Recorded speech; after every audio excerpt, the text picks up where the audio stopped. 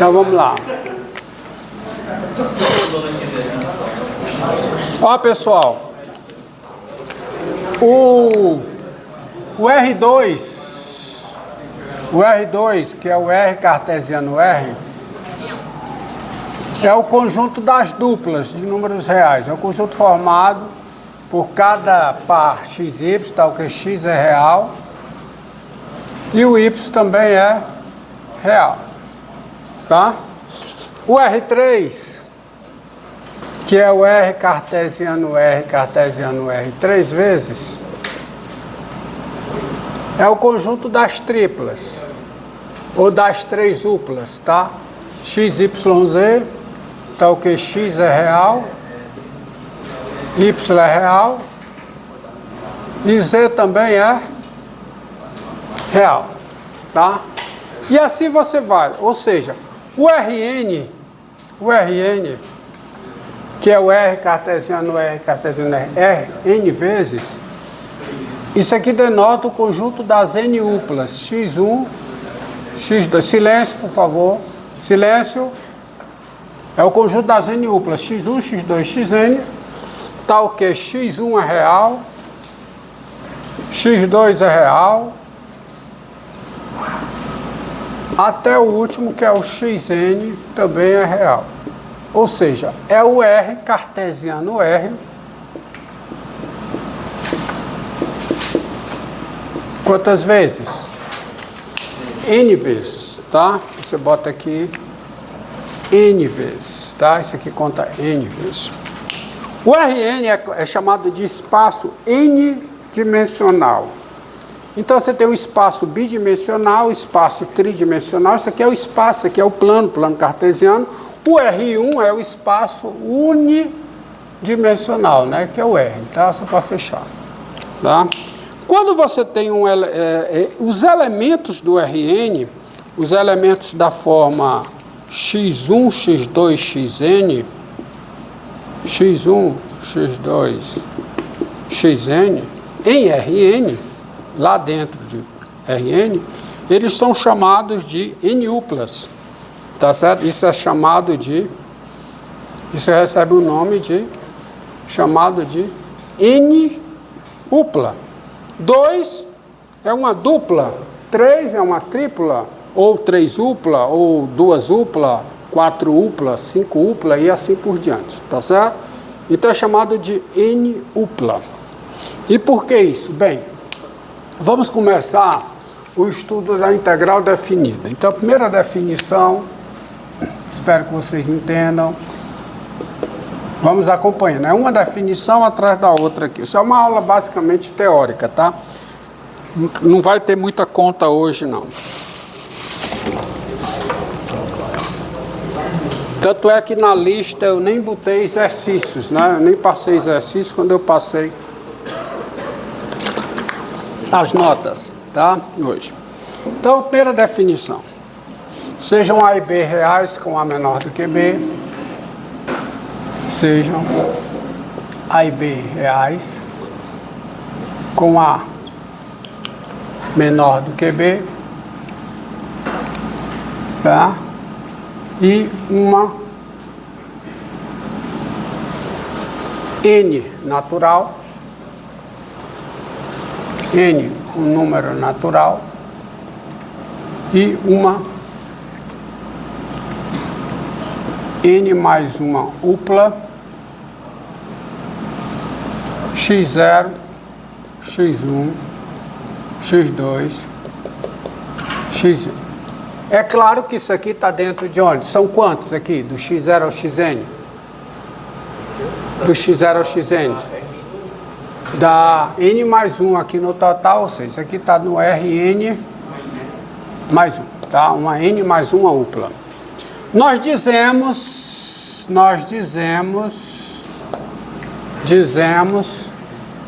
e uma n mais upla P, eu vou dar o nome para ela, uma anotação, P, tá? Hã? Só precisa do xn ou vai até o xn mais 1? Não, do x0 ao x1, começa no x0. Eu estou botando aqui, ó, mas lá começa do x0. Uma n mais upla P, tá lá. Nós dizemos que P, para não ter que repetir, eu vou denotar isso por P. Nós dizemos que P é isso aqui, tá? É N mais 8. Nós dizemos que P é uma partição do intervalo fechado AB quando o A, partição do intervalo fechado AB, quando o A é o x0, o x0 é menor do que x1, o x1 é menor do que x2, assim por diante até o xn e o xn é o B. Então, para ter uma partição do intervalo fechado AB, o que eu devo ter? Está aqui o A, está aqui o B. Eu tenho, vamos dizer assim, né? Uma sequência finita, né? De números x0, x1, onde o A é o x0. Aí você tem o x1 bem aqui. Aí você tem o x2, digamos, aqui. Você tem o x3 aqui, por exemplo. Você tem o x4 aqui. E você tem o x5 aqui. Aqui eu estou pegando o exemplo que o n é igual a quanto? 5. É uma sextupla, tá?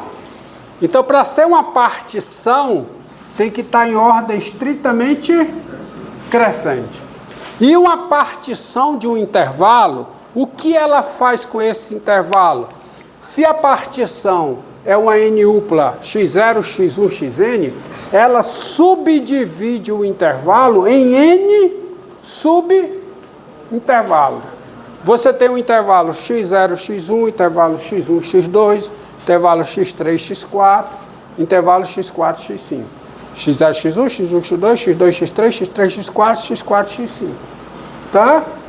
Ok? Por exemplo, aqui, ó, se você pegar 2, 1, 2, 1 não, já comecei errado, né?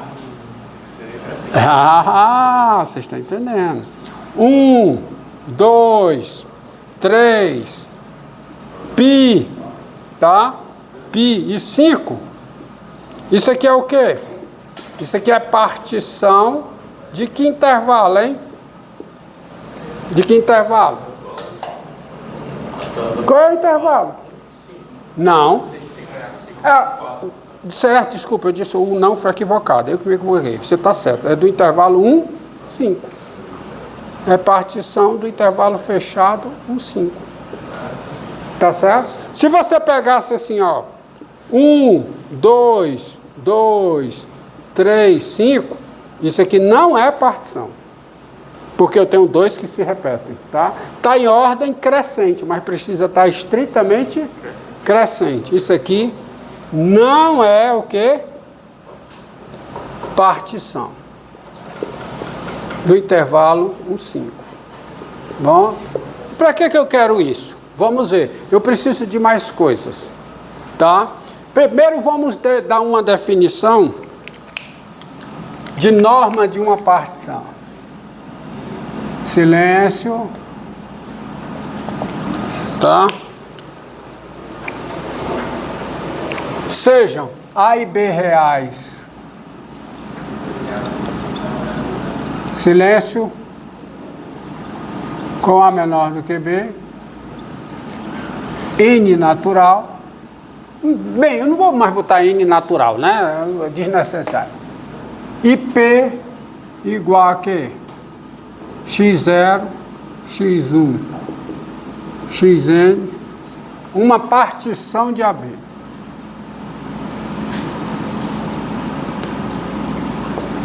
Você tem um intervalo fechado AB e tem uma partição desse intervalo. Diante disso, a norma de P, ó, a norma de P é o número real,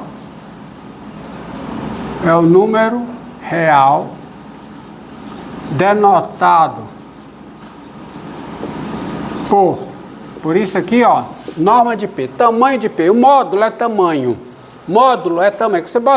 você bota uma entidade matemática limitada pelo módulo, pelo símbolo do módulo, você está pegando o tamanho dessa entidade. Então, o que é a norma de uma partição P? É o número real denotado desse jeito e dado por. A norma de P é, por definição, o máximo ou o maior desses números. Delta x1, delta x2, delta xn, onde... Aí eu preciso dizer quem é o delta x1. Quem é o delta x1?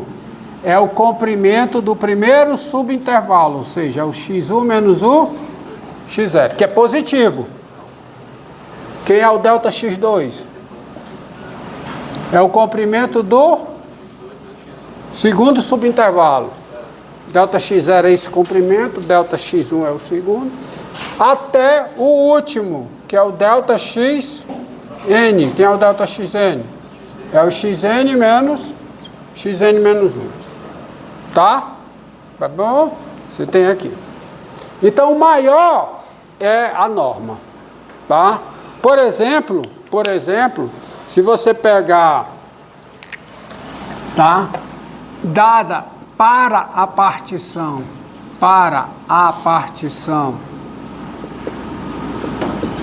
P igual a, por exemplo, ó, menos 1, 0, 1 meio, 3, 4, de quem? Isso é uma partição? É. Partição de quem? Do intervalo menos 1, 4, tem-se. Se você entendeu, silêncio, por favor. Tá? Quem é a norma de P? Quem é a norma dessa partição? Hã? Qual é o maior comprimento? Do menos 1 ao 0 é 1. Do 0 a 1 meio é 1 meio. Do 3 a 4 é 1. Então vai ser 3 menos 1 meio. Quanto é que dá 3 menos 1 meio? Quanto? 3 menos 1 meio. Que dá 4? 5 sobre 2. Hã? Você tem que entender a definição. Isso aqui é o x0, isso aqui é o x1, isso aqui é o x2, isso aqui é o x3, isso aqui é o x4. É o maior dos comprimentos. Maior dos comprimentos. x1 menos x0 é 1, x2 menos x1 é 1 meio, x3 menos x2, 5 meio, x4 menos x3 é 1. Qual é o maior Qual é o maior desses números? O maior desses números é o nome da partição. Por que o interesse da norma da partição? Por uma razão muito simples. Você tem um intervalo, e aí você tem uma partição desse intervalo. Se a norma dessa partição é um número próximo de 0, é um número pequeno, principalmente em relação ao comprimento do intervalo, isso significa que a partição tem muitos subintervalos e todos eles bem pequenos. Por isso o interesse na norma. Tá? E vocês vão ver, aí, por que, de fato, para que serve isso? Né? A norma, você está pegando intervalo, uma partição, onde você está querendo chegar? Tá? Então você tem um intervalo, uma partição. Primeira conclusão, se a norma da partição é um número próximo de 0 em relação ao comprimento do intervalo, significa que o n é grande, mas mais do que isso, todos os subintervalos são pequenos, porque o maior deles é pequeno. Se o maior deles é pequeno, na verdade, assim, se o de comprimento maior é pequeno, todos os outros são pequenos, tá?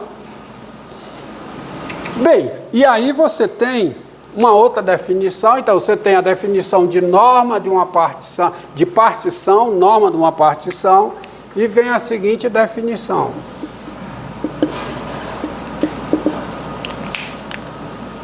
Sejam A e B reais com A menor do que B,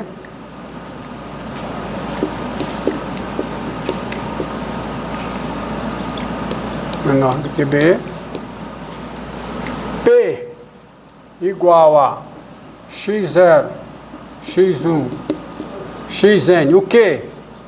Uma partição do intervalo fechado AB, e C1, C2, Cn, números reais.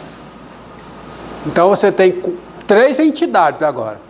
Você tem um intervalo, uma partição desse intervalo e tem esses N números reais. Nós dizemos que C1, C2, Cn são coeficientes de P,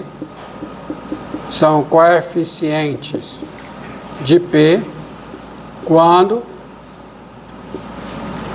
o C1 está no primeiro subintervalo, que é o intervalo x0, x1. O C2 está onde? No segundo subintervalo, que é o intervalo x1, x2, e assim sucessivamente até o Cn. O Cn está onde? No último subintervalo, que é o intervalo xn-1, xn. Então, observe que, por definição, dado uma partição, os números x0, x1, x2 até o xn-1 são coeficientes. Assim como os números x1, x2 até o xn também são coeficientes. Porque para ser coeficiente, para que n números sejam ditos coeficientes de uma partição, é necessário e suficiente, por essa definição, que o primeiro deles pertence ao primeiro subintervalo fechado, o segundo deles pertence ao segundo subintervalo fechado, e assim sucessivamente até o último deles pertencendo ao último intervalo fechado. Se uma das coisas não ocorrer, não é coeficiente, não são coeficientes. Bem,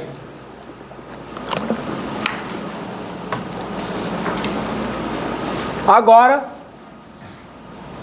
vamos a uma das homenagens que se faz a um grande matemático, já faleceu ao mesmo tempo, que é o Riemann, o cara que criou uma geometria chamada geometria riemanniana, que foi a geometria que o Einstein usou para desenvolver a teoria da relatividade, tá? Mas eu não vou falar, evidente que eu não vou falar nisso agora, tá? Depois vocês podem ver vídeos sobre isso no YouTube, um bocado de coisa. Tá acompanhando, né, garoto? Então, vamos lá. Outra definição. E aqui vai começar a fazer sentido tudo esse negócio aqui que eu estou escrevendo, tá? Mas a definição diz respeito a agora, aqui eu tenho 2 entidades matemáticas, um intervalo e uma partição. Aqui eu tenho 3 entidades matemáticas. Um intervalo, uma partição desse intervalo e coeficientes dessa partição. Agora eu vou botar mais uma entidade matemática que é uma função. Bem, e aí vai, sejam A e B reais com A menor do que B, tá? P. O quê? Desculpa aqui. Tem não, eu viajei. Aqui foi uma viagem, desculpa. Quanto tempo aí, garoto? Hã? Ah, sim. No 20 tu me avisa para dizer se para ou não. Deixa eu completar isso aqui. Quando eu completar essa definição, aí você encerra e começa. De novo? Tá ruim, tô ruim aqui. Eu não bebi ontem, viu? Seja uma... Tem dia que eu bebo, né? Mas ontem não. Sejam A e B reais com A menor do que B.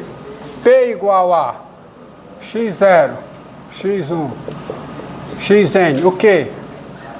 Uma partição de AB com coeficientes com outra coisa. O conjunto de coeficientes de uma partição não é único. A escolha possibilidades infinitas. Partição também não existe uma quantidade finita de partições de intervalo. Na verdade, existe uma quantidade infinita de partições, é tudo infinito. Com coeficientes C1, C2, Cn. E F, uma função uma função definida no intervalo fechado AB, ou seja, o intervalo fechado AB está contido no domínio da função. Isto é, eu posso calcular f de x, qualquer que seja x, nesse intervalo fechado AB. Tá? Aí vem a definição em homenagem a rima. A soma, a seguinte soma, f de C1, que eu posso calcular f de C1, vezes o delta x1. Quem é o delta x1? Delta x1 está aqui, ó. Ó. Bote aqui, garoto. F de C1 vezes o delta x1. A soma f de C1 vezes delta x1, mais o quê? F de C2, delta x2. E até a última, qual é? F de Cn vezes o delta xn, denotada simplesmente assim, ó, daqui para doravante, né? Denotada por, né? Você denotada simplesmente assim, soma sobre P de F de Ci, delta xi, e quando aparecer essa expressão, daqui para frente, quando aparecer essa expressão, é porque eu tenho uma função f definida no intervalo fechado AB, P é uma partição desse intervalo e os CI são coeficientes dessa partição. Então, que é isso aqui, ó. Isso aqui denota isso, tá? Isso é, essa soma, ela é denominada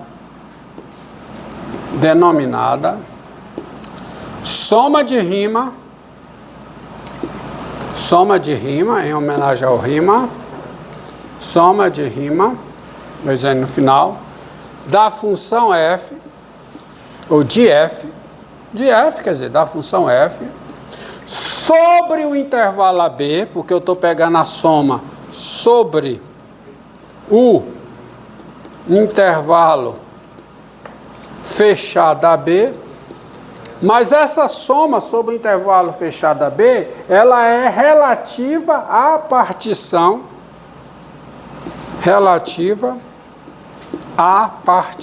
que partição, hein? Partição P com coeficientes C1, C2, Cn. Claro que eu tenho que dizer tudo isso, porque eu não monto essa soma sem tiver essas quatro coisas. Para aumentar a soma, para eu calcular essa soma, eu preciso ter a função f, definida no intervalo fechado AB, aí preciso ter a partição, para calcular esses delta x1, e preciso ter os coeficientes para calcular f de C1, F2 e C6. Pronto, agora encerra e começa.